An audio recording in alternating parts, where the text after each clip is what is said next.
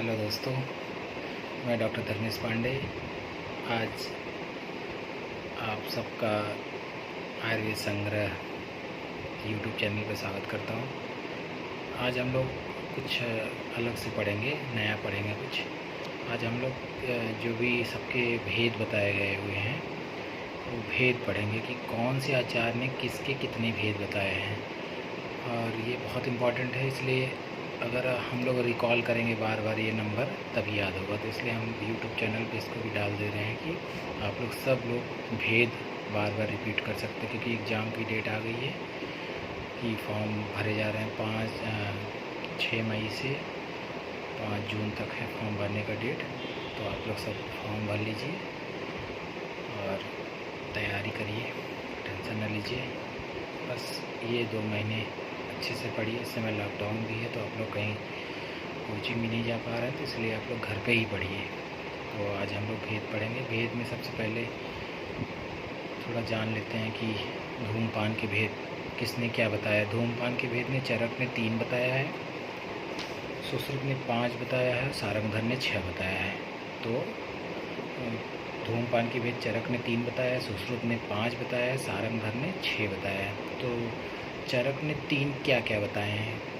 प्रायोगिक, स्नेहिक, वैरेचनिक। बहुत बार पूछा जाता है कि क्या क्या है, तो PSB याद कर लेना। PSB, प्रायोगिक, स्नेहिक, वैरेचनिक। प्रायोगिक कितने बताए गए हैं? 36।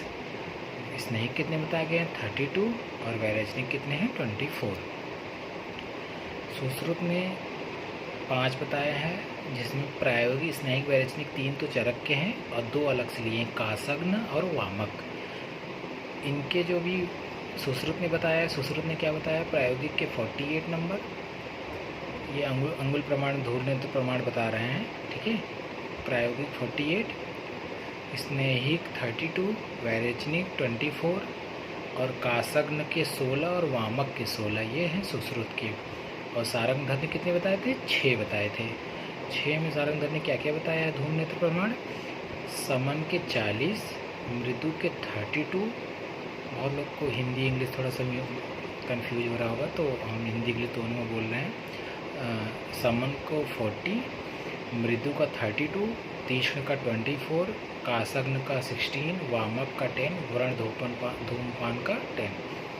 सुश्रुत ने व्रण धूमपान नेत्र की लंबाई 8 अंगुल मानी है और वाग्भट ने व्रण धूमपान नेत्र की लंबाई 10 अंगुल मानी है। तो ये है पूरा धूमपान के भेद और कौन कौन से आचार्य ने कौन कौन से धूमपान बताए हैं। तो इसके बाद आगे चलते हैं। आगे निद्रा के भेद बताए गए हैं। निद्रा के भेद आचार्य चरक ने 6 बताया है, आचार्य सुश्रुत ने 3 बताया है, आचार्य वाग्भट ने 7 बताया है। आचार्य चरक ने 6 कौन कौन से बताए हैं?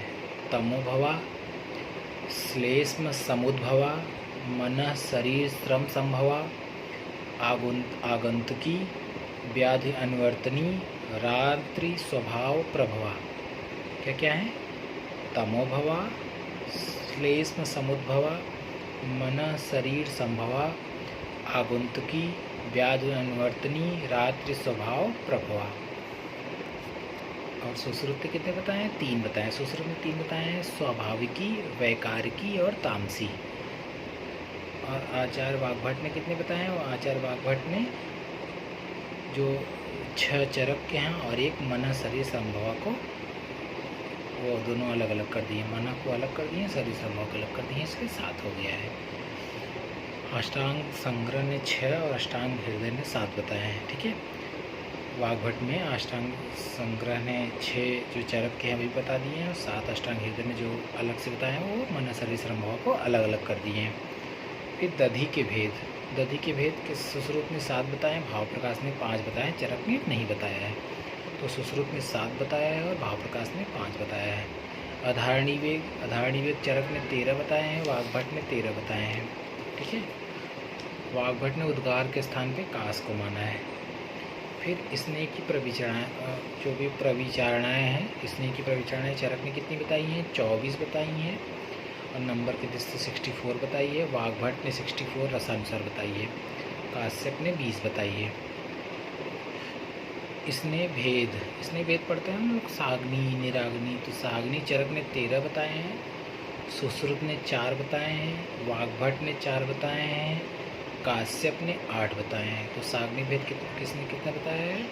चरक ने 13 बताया है, सुश्रुत ने 4 बताया है, वाग्भट ने 4 बताया है और काश्यप ने 8 बताया है। सुश्रुत ने कितना बताया है? 4 बताया है साग्नि भेद। निराग्नि भेद चरक ने कितने बताए हैं? 10, सुश्रुत ने 8। शिरोरोग पे आ जाते हैं। शिरोरोग बहुत इंपॉर्टेंट है, तो इसलिए सबका नाम भी पता होना चाहिए कौन सा नाम है। तो शिरोरोग में चरक ने 5 बताए हैं, सुश्रुत ने 11 बताए हैं, माधवकर ने 11 बताए हैं, वाग्भट ने 10 बताए हैं शिरोरोग। तो शिरोरोग चरक ने 5 कौन कौन से बताए हैं? वात, पित्त, श्लेष्म, सन्निपातिक, कृमिज। 5 हो गए। वात, पित्त, सन्निपातिक और कृमिज। इस सुश्रुत ने 11 कौन कौन से बताए हैं? वात, पित्त, कफ, सन्निपातज, क्षयज, कृमिज, सूर्याव्रत, अनंतवात, अर्धावेदक, संखक, रक्तज। ये 11 बताए हैं। माधवकर ने 11 वही बता दिए हैं सुश्रुत वाले, और वाग्भट ने 10 बताए हैं। हृदय रोग कितने बताए हैं? हृदय रोग चरक ने 5 बताए हैं और सुश्रुत ने 4 बताए हैं। वातज, पित्तज, कफज, सन्निपातज, ये 5 बता दिए हैं आचार्य चरक ने। वातज, पित्तज, कफज, सन्निपातज और कृमिज 5 ये बता दिए हैं चरक ने, और सुश्रुत ने सन्निपातज नहीं माना है। फिर आ जाते हैं हम शोथ के उपद्रव पे। तो केवल नंबरिंग हम पढ़ रहे हैं आज। तो नंबरिंग में शोथ के उपद्रव में चरक ने कितना बताया? 7 और सुश्रुत ने 9। प्रमेय पीड़िका चरक ने 7 बताए हैं, 3 कफज के, 4 पित्तज के। चरक ने 7 बताए हैं, 3 कफज के, 4 पित्तज के। सुश्रुत ने 10 बताई है प्रमेय पीड़िका, वाग्भट ने 10 बताई है, काश्यप ने 8 बताई है, 7 चरक के, 1 +1 अरुंसिका, और भोज ने 9 बताए हैं। ये काश्यप के मिला के 8 और 1 कुलंथिका 9। ठीक है। इसके बाद हम लोग पढ़ेंगे कल्पनाएँ। कल पढ़े थे, तो कल्पनाएँ में स्वरस के 5 चरक ने बताए हैं। स्वरस, कल्क, श्रित, शीत, फांट। सुश्रुत ने 6 बताए हैं, 5 चरक वाले, बाकी 1 क्षीर कल्पना। और काश्यप ने 7 बताई है, 5 + चूर्ण + अभिसव, जो हम मध्य की बात कर रहे थे। मधुभेद चरक ने कितने बताए हैं? 4 बताए हैं। भ्रामर, पैतिक, माक्षिक, छौद्र। क्या क्या बताया? भ्रामर, पौतिक, माक्षिक, छौद्र। चरक ने 4 बताए हैं, सुश्रुत ने 8 बताए हैं। 4 चरक वाले, बाकी 4 अलग से बताए हैं। दाल, अर्ध्य और दालक, छात्र, ये मधु के भेद हो गए। मधु भेद चरक ने 4, उसका 2 गुना 8 बताए सुश्रुत ने। 4 कौन कौन से बताए थे? भ्रामर, पौतिक, माक्षिक, छौद्र चरक ने बताए हैं। 8 जो चरक के 4 + 4 दाल, अर्ध्य और दालक और छात्र। तो छात्र किसका है? मधु का भेद है। ठीक है। आहार भेद कितने हैं? 4 हैं। असित, खादित, पीत और लीढ़ीय चरक ने बताए 4, और भाव प्रकाश ने कितने बताए हैं? 6 बताए हैं। ठीक है। चौस्य और चर्व अलग अलग माने हैं सारंगधर ने। सारंगधर ने कितने बताए हैं? 6 बताए हैं। ठीक है। तो आगे चलते हैं। आगे हम भेद पढ़ेंगे किसका? त्वचा के भेद पढ़ेंगे। त्वचा के भेद बहुत इंपॉर्टेंट है, इसलिए त्वचा के भेद पढ़ेंगे। त्वचा के भेद में चरक ने कितने बताए हैं? 6 बताए हैं। 6 बताए हैं। और सुश्रुत ने कितने बताए हैं? 7 कौन कौन से? अलोस्ता, वेरोमा बहुत फेमस है, और भाषणी, लोहिता, श्वेता, ताम्रा, वेदनी, रोहिणी और मानधरा, ये हो गए 7 सुश्रुत के लिए। अष्टांग संग्रह ने 6 बताए हैं त्वचा के भेद, और अष्टांग हृदय ने 7 बताए हैं। और आधुनिक में हम लोग 7 त्वचा का भेद पढ़ते हैं। बहुत इंपॉर्टेंट क्वेश्चन पिछले साल आया था। धमनी चरक ने कितनी बताई है, सुश्रुत ने कितनी बताई? तो चरक का आया था, चरक ने धमनियाँ 200 बताई हैं, सुश्रुत ने 24 बताई है। ठीक है।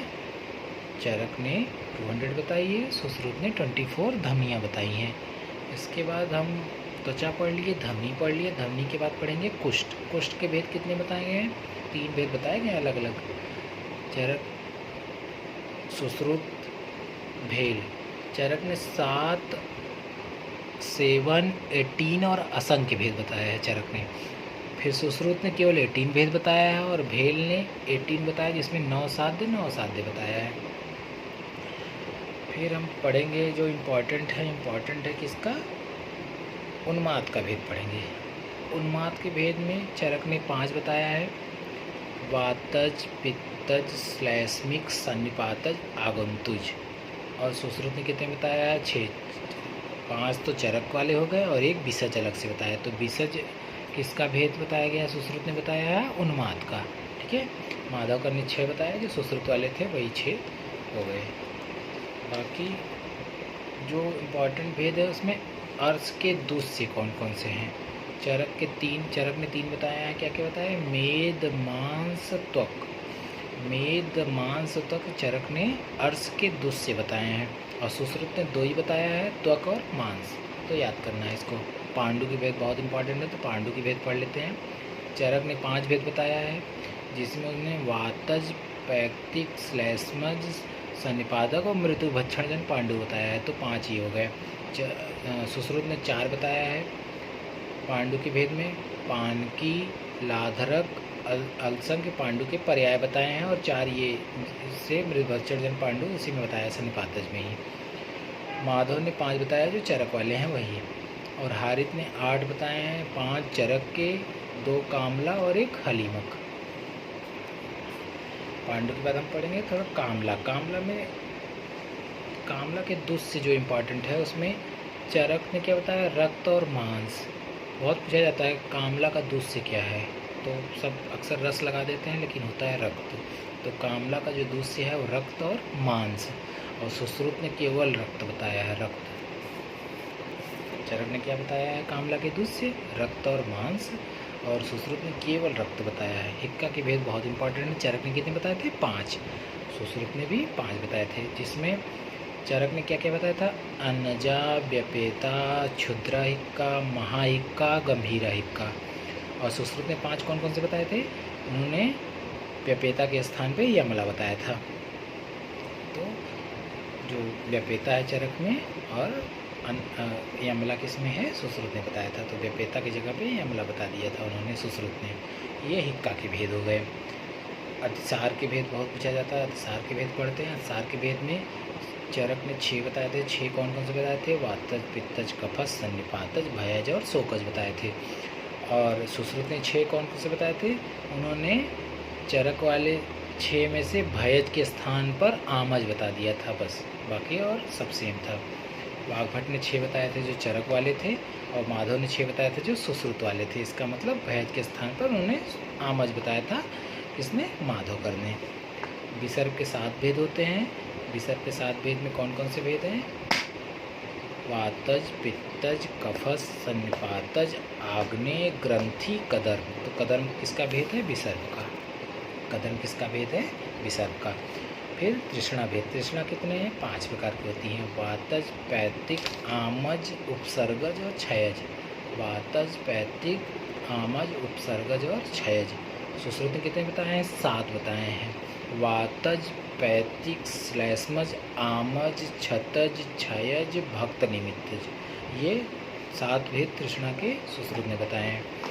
फिर विष के वेग पढ़ेंगे। मनुष्य में चरक ने 8 बताए हैं, सुश्रुत ने 7 बताए हैं। जानवरों में 4 और पक्षियों में 3 वेग बताए हैं। फिर अस्थावर विष संख्या बहुत पूछा जाता है, अस्थावर विष संख्या इंपॉर्टेंट है। चरक ने 21 बताए हैं, सुश्रुत ने 55 बताए हैं, भाव प्रकाश ने 9 बताए हैं। तो याद रखना है, अस्थावर विष संख्या सुश्रुत ने 21, चरक ने 21, सुश्रुत ने 55, भाव प्रकाश ने 9। अस्थावर विष के अधिष्ठान चरक ने 10 बताए हैं, जांगम विष के अधिष्ठान 16 बताए हैं। विष के गुण में चरक ने भी 10 बताए हैं, सुश्रुत ने भी 10 बताए हैं, वाघभट्ट ने 11 बताए हैं, सारंगधर ने 8 बताए हैं। आप लोग बार बार इसको रिकॉल करेंगे, मतलब वीडियो को देखेंगे तो आपको नंबरिंग याद हो जाएगी कि इसका कौन सा नंबरिंग है। इसीलिए हम बार बार बोल रहे हैं कि विष के गुण में चरक ने कितने बताए हैं, 10, जिसमें अनिर्देशित रस गुण चरक ने माना है, सुश्रुत ने 10 में अपाकी गुण माना है, और वाघभट्ट ने 11 में अनिर्देशित रस और अपाकी गुण दोनों माने, इसलिए उनका 11 हो गया। सारंगधर ने 8 माने, जिसमें छेदी, मेदो और योगवाही आदि गुण माने हैं। फिर सर्प भेद में चरक ने 3 बताए हैं, सुश्रुत ने 5 बताए हैं। चरक ने 3 कौन से बताए हैं? DMR में दर्विकर, मंडलीन, राजीमान। दर्विकर, मंडलीन, राजीमान चरक ने बताए हैं। इसका नंबर कितना है? 26, 22 और 10। सुश्रुत ने 5 बताए हैं, दर्विकर, मंडली, राजीमान, निर्विष, बैकरंज, निर्विष और बैकरंज। इन्होंने नंबर कितना बताया? 26, 22, 10, 12। फिर आ जाते हैं हम शस्त्रकर्म पे। शस्त्रकर्म चरक ने कितने बताए हैं? 6 बताए हैं। सुश्रुत ने कितने बताए हैं? 8 बताए हैं। वाग्भट ने कितने बताए हैं? 13 बताए हैं। सुश्रुत ने 8 कौन कौन से बताए हैं? सबको याद होगा, छेदन, भेदन, लेखन, वेधन, ऐसड़, आहरण, सीवन, विश्रावण। सुश्रुत ने 6 कौन कौन से बताए हैं? सुश्रुत ने ऐसड़, आहरण, कर्ण नहीं माने हैं। तो जो चरक सुश्रुत ने 8 बताए हैं, चरक ने 6 बताए हैं, तो 2 ऐसड़, आहरण, कर्म चरक ने नहीं माना है। वाग्भट ने 13 बताए हैं, 8 सुश्रुत वाले, बाकी उत्पाटन, कुट्टन, मंथन, ग्रहण और दहन, ये 5 जो है वाग्भट ने अलग से बताया है। क्या क्या बताया है? उत्पाटन, कुट्टन, मंथन, ग्रहण, दहन। फिर इम्पॉर्टेंट भेदों में शुक्रदोष के चरक ने 8 बताए हैं, सुश्रुत ने 11 बताए हैं, शुक्रदोष। फिर आ जाते हैं व्रणबंधन में। व्रणबंधन भेद में चरक ने 2 ही बताया, दक्षिणावर्त और वामावर्त। सुश्रुत ने 14, वाग्भट का 15 पूछा जाता है, 15वां कौन सा बताया? उन्हें उत्संग बताया है। और 14 कोस दाम उत्तेली के वाला पूरा याद कर लेना है। दक्षिणावर्त, वामावर्त चरक ने 2 ही बताए हैं, दक्षिणावर्त और वामावर्त। नेक्स्ट आ जाते हैं आर्तोदोष। आर्तोदोष कितने बताए हैं? 8 बताए गए हैं। औसत काल बहुत इंपॉर्टेंट है। औसत काल पूछता है किसका? सारंगधर का बहुत इंपॉर्टेंट है, 5 होते हैं। हमारे वाइवा में बहुत बार पूछा गया कि सारंगधर का कितना होता है, तो हम लोग बता नहीं पा रहे थे, भूल गए थे कि सारंगधर ने कम बताया था। तो सारंगधर ने सबसे कम बताया था, 5 बताया था, क्योंकि चरक ने 10 बताया है, सुश्रुत ने 10 बताया है, वाग्भट ने 11 बताया है, जिसमें निसी को बताया है, और काश्यप ने भी 10 बताया है। लेकिन सबसे कम किसने बताया है? सारंगधर ने। तो ये क्वेश्चन आता है, सारंगधर कितना बताया है? 5। शरीर की लंबाई कितनी होती है चरक के अनुसार? बहुत इंपॉर्टेंट है, 84 अंगुल। 84 अंगुल। सुश्रुत ने कितना बताया? 120 अंगुल। जितना आरबीसी होती है उतना सुश्रुत ने लंबाई बता दी है। अष्टांग संग्रह ने 84 अंगुल बताया है चरक की तरह, और अष्टांग हृदय ने 3.5 हाथ बताया। तो सबसे इंपॉर्टेंट किसका हो गया? अष्टांग हृदय का। कितना है? 3.5 हाथ। क्षौर कर्म। क्षौर कर्म कितना? चरक, सुश्रुत, वाग्भट ने बताया कि पक्ष में केवल 3 बार करवाने चाहिए। क्षौर कर्म, बाल कटवाना, चरक, सुश्रुत, वाग्भट ने बताया पक्ष में 3 बार करवाने का निर्देश है। क्षारपाणी में कितने क्या बताया? 3 मास में 1 बार करवाने का निर्देश है। ठीक है, आगे पढ़ते हैं, यंत्रों की संख्या पढ़ लेते हैं, बहुत इंपॉर्टेंट है। स्वस्तिक, सदंश, ताल, नाड़ी, सलाका, उपयंत्र। तो सुश्रुत ने बताया है सबके कितना है? स्वस्तिक के 24 अंगुल, सदंश का 2, ताल का 2, नाड़ी का 20, सलाका का 28, उपयंत्र का 25। टोटल मिला के 101 हो गए यंत्र। वाग्भट ने 116 बताया है। प्रमाण सबकी बहुत इंपॉर्टेंट है। स्वस्तिक का 18 अंगुल, सदंश का 16 अंगुल और ताल का 12 अंगुल। बाकी नाड़ी, सलाका, उपयंत्र का आवश्यकता अनुसार। तो नाड़ी, सलाका, उपयंत्र आएगा तो उसमें ऑप्शन में रहेगा कि इसका जितना आवश्यकता होगी उतना लेना चाहिए, उतना अंगुल प्रमाण में। शस्त्र संख्या सुश्रुत ने 20 बताई है, वाग्भट ने 26 बताई है।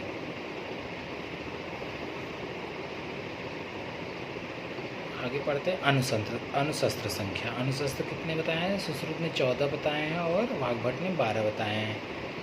फिर इम्पॉर्टेंट है अग्निकर्म की विधि। जो इम्पॉर्टेंट है भेद वही बता रहे हैं, तो क्योंकि आपको रिकॉल हो जाएगा। तो सुश्रुत 4 बताए हैं। सुश्रुत ने 4 बताया, क्या क्या? वलय, बिंदु, विलेखा, प्रतिसारण।